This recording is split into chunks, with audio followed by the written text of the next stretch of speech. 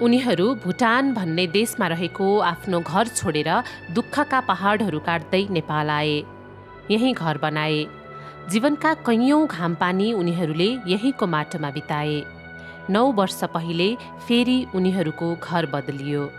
सपनाका 7 समुद्रमाथिबाट उड्दै उनीहरू क्यानाडा पुगे। घर त्यही भयो।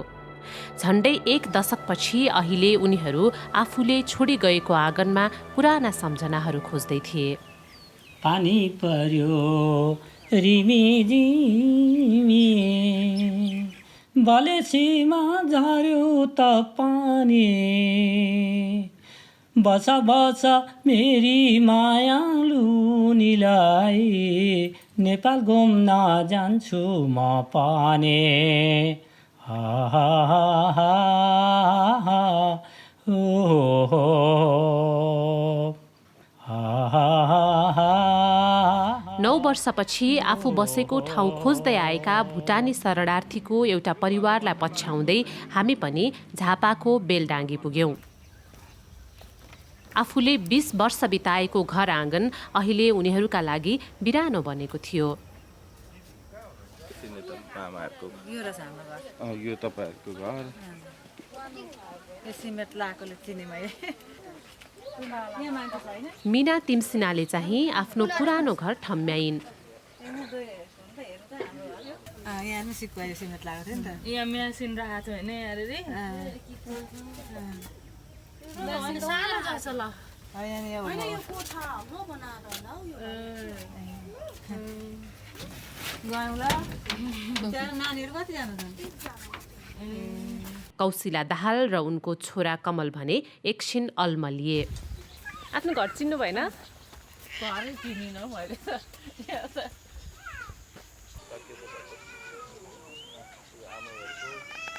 कुन मैले त बिर्सिसकेको छु। यो घडीले त कता हो कता भएर चाहिँ त्यहाँ दिदीको थियो, यहाँ हाम्रो थियो। त्यहाँदेखि सागबारी यहीँ अलिकति थियो।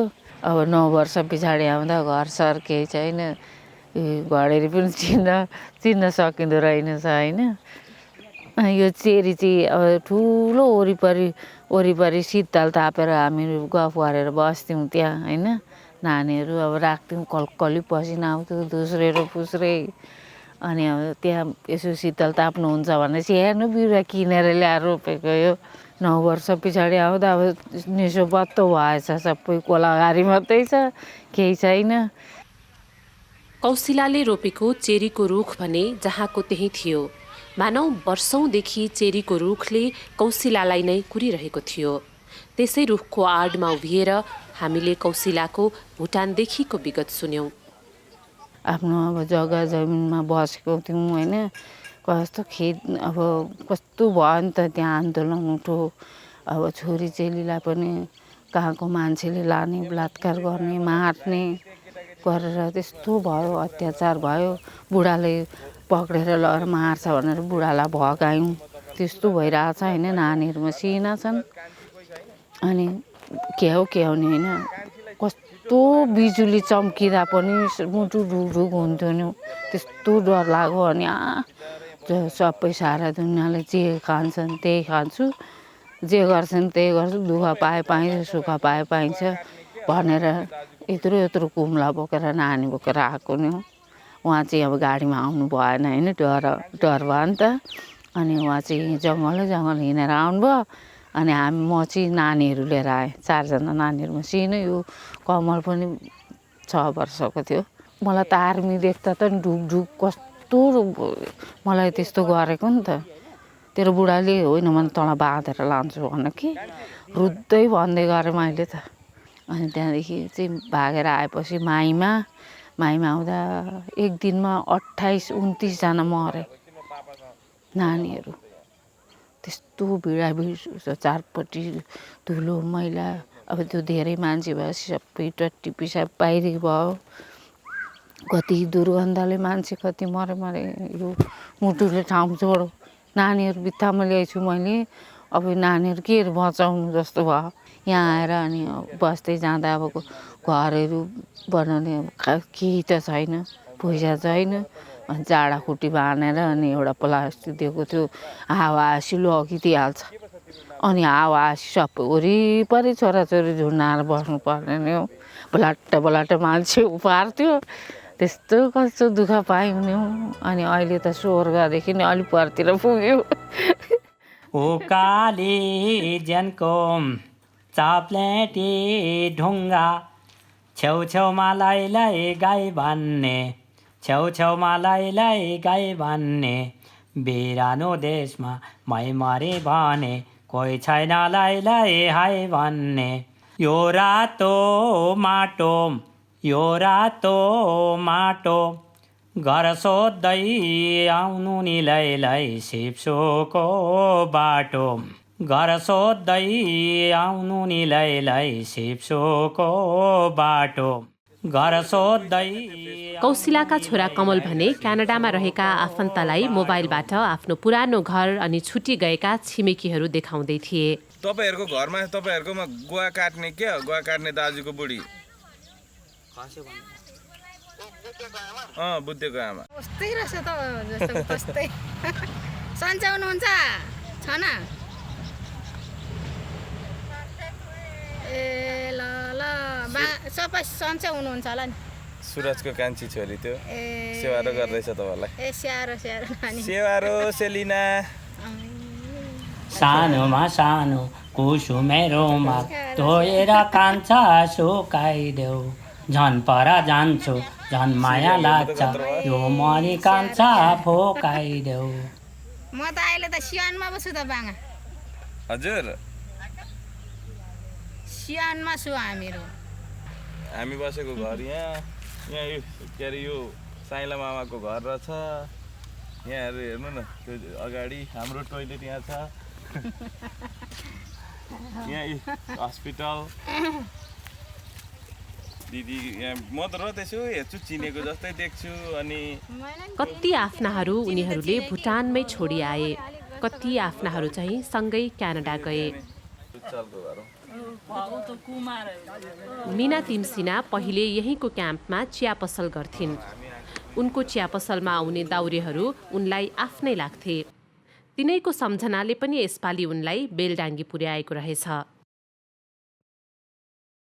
यो अब ठाउँहरू हेर्न पनि मन लाग्यो आफ्ना मान्छे अब धेरै भेट्न मन लाग्यो होइन अनि यता दाउरा बेच्नेहरू जहिले बिहानै पछि दाउरा कहाँ बेचेर पनि चिया खान आउँथे यहाँ मेरोमा अनि तिनीहरूको साह्रै याद आयो अनि हिँड्ने बेलामा सबै थोक उसलाई नै दिएर गएका थियौँ हामी थालबटुकाहरू सबै थोक दिएर गएका थियौँ अनि उनीहरूले जहिले फोन गर्दाखेरि 5 वर्षमा त आउने भन्नु त दिदी आउनु न त भन्छन् अनि त्यही भेट्नको लागि भए पनि अनि आएको हामी अनि क्याम्प पनि हेर्न मन लाग्यो 20 वर्ष बसेपछि ठाउँकै माया हुँदो रहेछ ठाउँकै माया लाग्दो रहेछ कस्तो रहेछ एकखेप चाहिँ हेर्न पाए हुन्थ्यो अब हिँड्ने बेलामा अन्धसुर भयो होइन कहाँ लाने हो हामी त मर्न गएको जस्तो भयो अब अनि एकताल चाहिँ अब घुमेर गएपछि हामीलाई ढुक्क भयो नि त सबै देखियो पहिला बसे जस्तै लानु बाहिर घाममा सबैजना बसेर गुरुङ अहिले यही बसिरहनु जस्तो यही बस्ने हामी छोडेर जान्छौँ। मेरो त नानी थियो पेटमा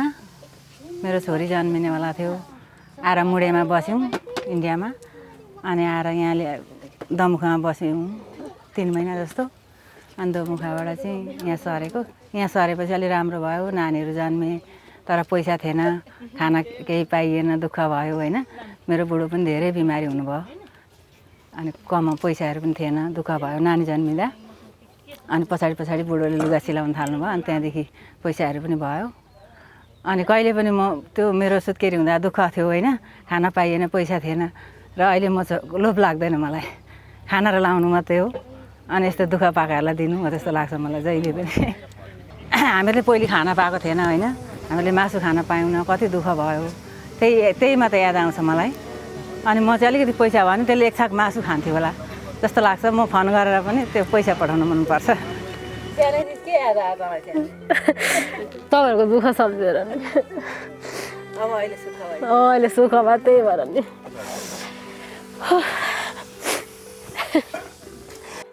आमा बोल्दा बोल्दै छेउमै बसेकी छोरी भक्कानिन्। उनलाई थामिन निकै बेर लाग्यो।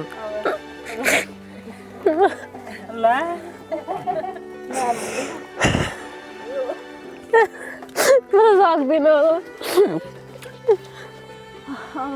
मासु वर्षमा एकखेप खान पाइन्थ्यो दसैँ चाडहरूमा मात्रै कम खान पाइन्थ्यो नि त उहाँ चाहिँ अब दिनैपछि मासु खाँदा पनि हुन्थ्यो अन्तखेरि मम्मीहरूले भने जस्तो खान पाइँदैन अब उहाँ त अब हामीले त जस्तो भनौँ त्यस्तै खान पाइन्छ त्यही भएर यत्रो मोटाको जस्तो अब त्यस्तै खाना मम्मीहरूले खाना पाउनु भएन मम्मीहरूलाई पहिल्यै त्यस्तो सुख भएको भए सबै राम्रो हुन्थ्यो होला तर नि अब उनीहरूले दिनेले नपुग्ने अनि मम्मीहरूले अब कोही बेला गिटी कुट्नु पर्ने कोही बेला चर्खा बाट्नु पर्ने चर्खा गिटी कुटेर हातमा यत्रो यत्रो ठेलाहरू हुन्थ्यो मम्मीहरूको चर्खा बाटेर के अरे मम्मीको त यस्तो चर्खाले छेडेर 13 स्टिच गरेको थियो र पनि के अरे भोलिपल्टदेखि काम जानु भने नभए ऊ त खाना नपाए नि थोरै 4 जना छोराछोरी त्यतिखेर ढुङ्गा म त अलिक सानै थिएँ ऊ त गर्दा नि सानो सानो डोको बनाइदिनु भएको थियो नि ढुङ्गा सानो सानो बोकेर लगिदिने मम्मीहरूलाई गिटी कुट्नको लागि त्यस्तो गर्ने त्यो दुःख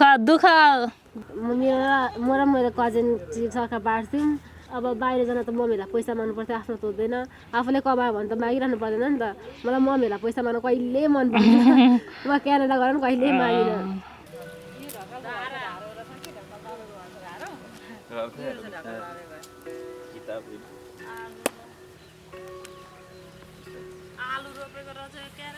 सिमले हेर्न कति रोपेको रहेछ कौशिलाका बाबु बुढा भएर यही थलोमा बिते उनका बाबुले उहिले रोपी गएको बरपिपलको रुख पनि अहिले त बुढो भएछ आमाले बरपिपलमा फोटो खिचेर ल्याए हामी पनि हेर्छौँ भनिरहनु भएको थियो कि अनि मेरो फोटो खिचिरहेछु त्यहाँ बसेर आमालाई देखाउनु पर्यो नि त लगेर यस्तो भएको छ बुवाले रोपेको बरपिपल यत्रो ठुलो भएर काटेर सकेछन् भन्नु पर्यो नि त होइन आफ्नै जस्तो लाग्छ अब यो सबै देख्दाखेरि आँसु आउँछ यहाँ फलाना ठाउँमा यस्तो थियो त्यहाँ अब सबै थियो दबाई पानी पिठोहरू बाँड्ने ठाउँ थियो नानीहरूलाई लिएर जान्थ्यौँ होइन दबाई पानी हुन्थ्यो पिठो बाँड्थ्यो नानीहरूलाई अनि त्यहाँ लगेर खुवाउँथ्यौँ नानीहरूलाई हिमालय चोली त्यो पल्लो पाटी लौ लौ नबारी ता लौ लौ रुख सुक्यो सर्लाङ्गै लौ लौ तिम्रो र हाम्रो माया र पेर्ती लौ लौ नबारी ता लौ लौ मन फाट्यो फर्लाङ्गै लौ लौ अम्बिका र सिर्जनाले बोटभरि फलेका बयर टिपे बयरका बोटभरि उनीहरूका बाल्यकालका अनगिन्ती सम्झनाहरू फलेका थिए मम्मीसँग म बस्ती जान्थेँ त्यही दाउरेनीहरूकोमा अनि त्यहाँ चाहिँ बुवा फ्रीमा दिनुहुन्थ्यो अनि टिप्नुहुन्थ्यो अनि त्यही घरको अगाडि 5 वटा बेच्थेँ 1 रुपियाँमा त्यो चाहिँ मेरो काम थियो पैसा हुँदैन थियो नि त हामीसँग त 2 रुपियाँ पनि फिल्म हेर्नु हुँदैन थियो ऊ त ब्ल्याङ्केटहरू भित्र टाँगेर अनि सिडी अनि 2 रुपियाँ देखाएर दिएपछि दिनभरि बिहानदेखि बेलुकासम्म मुभी हेर्न पाउने अनि मेरो साथीहरू पनि सबै उस्तै थियौँ अनि गीत कहाँ कसको घरमा गीत आउँछ त्यहाँ गएर चेप्न नाच्न थालिहाल्यो त्यो टप 10 म्युजिकहरू के त्यो शनिबारको एफएमहरूमा आउँथ्यो अनि उनीहरू चाहिँ साथी जहिले ग्रुपमा अहिले त मुटु नि छोयो नि अब सबै पहिलाको याद आउँदो रहेछ अनि अब अहिले अब यो चेन्ज भयो न त यो गल्ली यो सबै थाहा छ नि त यहाँ यसो गर्थ्यौँ यहाँ यस्तो गर्थ्यौँ यस्तो थियो यहाँ पानी भरेको यहाँ हस्पिटल यस्तो भन्ने सबै याद छ नि त सबै मेमोरी त यहीँको छ नि मेमोरी सब अनि त्यही याद आउने के धेरै मेमोरी जाइ पनि मेमोरिज यहाँ चाहिँ दुःख भए पनि हामीलाई खुसीले सुख बनाउने क्या त अब उहाँ चाहिँ सुख छ तर पनि अब 20 वर्षसम्म अब ठुलो भएको साथीहरू सँगै खेलेको सँगै हिँडेको कुनै अमेरिका गयो कुनै न्युजिल्यान्ड अस्ट्रेलिया नर्वे सबैतिर जानुभयो होइन अनि अब सबै साथीहरू छुट्यौँ अनि त्यो चाहिँ धेरै मिस हुन्छ यस्तो बाटाबाट बोलाएर ओ यता आइज न जाउँ भने त्यस्तो कम्ती थियो जे कुरा पनि लिमिटेड थियो तर त्यसमा पनि धेरै खुसी थियौँ अहिले नि नखुसी त होइन राम्रो छ र पनि त्यो चाहिँ धेरै मिस हुन्छ दुःखै गरेँ नि पर गएर गिटी पनि कुटेँ अनि त्यो गिटी छान्दा पो अलि छिटो पैसा हुन्छ कि अब कुर्ता पो छिटो हुन्छ कि अब नानीहरू पढाउनु त गाह्रै भयो नि त होइन। अनि धान काट्न जान्थेँ अनि यता धागो पनि बाटे पछाडि धागो आयो अनि घरमा ल्यायो 1 किलो ल्यायो कोरो त्यहाँबाट लगो बाटो अनि लाछी लगायो बुझा 45 रुपियाँ थियो पहिले त अलि पछाडि त 100 भयो अलि भयो नि त। अनि महिनाको यसो 1200 त समाउँथेँ यहाँ पनि। अनि त्यति भए यसो नानीहरूलाई खोला दहीहरू के खुवाउन पाइन्थ्यो नि त। अनि त्यसो गरौँ यसपालि चाहिँ 1 जोडी चप्पल लाउनु पर्यो भन छैन पुग्दैन। सब्जीहरू खानु पर्यो उता के गर छैन पैसा त। अनि साह्रो दुःख गरिनु यहाँ त। अहिले क्यानाडामा उनीहरूको सुखको घर छ। उहाँ चाहिँ अब सुखको दुःख भन्नु पर्यो नि त होइन। यहाँ चाहिँ अब धुलो मैला खाएर उहाँ चाहिँ भित्र घरभित्र छ। पानी आओस् कि हिउँ परोस् कि जेसुकै होस् नि आरामको 8 घन्टा काम गरौँ पैसा टन्न दिइहाल्छ। आनन्द निन्द्रा पनि लाग्यो होइन। अब कमाइ छ नि त। अब कमाइ नहुनु निन्द्रा पनि लाग्थेन। 2 जनै बुढाबुढी नै एकै ठाउँमा काम गर्छौँ। अब 2 जना भएर गाडी किन्यौँ। छोराको भिन्दै छ बुहारीको भिन्दै छोरीहरूलाई भिन्दै। कान्छी छोरीको थिएन ऊ पढ्दै थिए उसलाई पनि किनिदिए 14,000मा। घर अगाडि 5वटा गाडी राख्ने पार्किङ आँटेन पार्किङ पनि बनायौँ अनि घर किन्यौँ। अहिले अब राम्रो छ होइन। अब यहाँ हुँदा बुढोले मात्रै कमाउनु पर्ने होइन। उहाँ हुँदा 2 जनाले कमाइ छ। छोराछोरीले आफ्नो लागि कसैलाई पैसा दिनु परेको छैन। उनीहरूको लागि उनीहरू आफ्नो खुसी हुन्छ।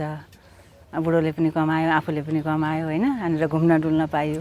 हामीले दमकदेखि बिचकाहीँ देखेको थिएन कति दुःख लाग्थ्यो होइन।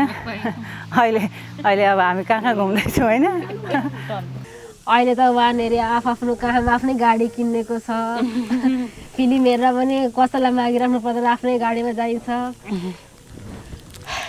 तर यहाँ चाहिँ के अरे रमाइलो दुःख भए पनि उहाँ चाहिँ सुख भए पनि यस्तो साह्रो साथीहरू नहुने सबै आफ्नो काममा व्यस्त। पहिला त अब सबै यहाँ घर सबैजना होइन साथी घरको एउटा छोरी मान्छे सबै गुरुङ यहाँ चौतारामा गएर बस्ने अनि सबैजना रातभरि 8-9 बजीसम्म गफ गरेर रातभरि। अनि त्यहाँबाट नि बेलुका भएपछि छुट्यो बिहान स्कुलसँगै हात समात्दै स्कुल जाने सबैजना। त्यहाँ जाँदा त फर्स्टमा त कोही साथी नहुने घरभित्र कोही बाहिर नि कोही नदेखिने पनि अब अलिकति उतो फिल हुने। अहिले त अब अलिक एडजस्ट अब त्यो भयो टाइमले। घर त उनीहरूको भुटानमा पनि थियो जुन कहिले आफ्नो भएन। झापाको यो क्याम्पभित्र खरले बारेको घरमा उनीहरूका दुःखका 20 वर्ष बिते। तर यही माटोको सुख दुःख नै उनीहरूलाई आत्मीय लाग्छ।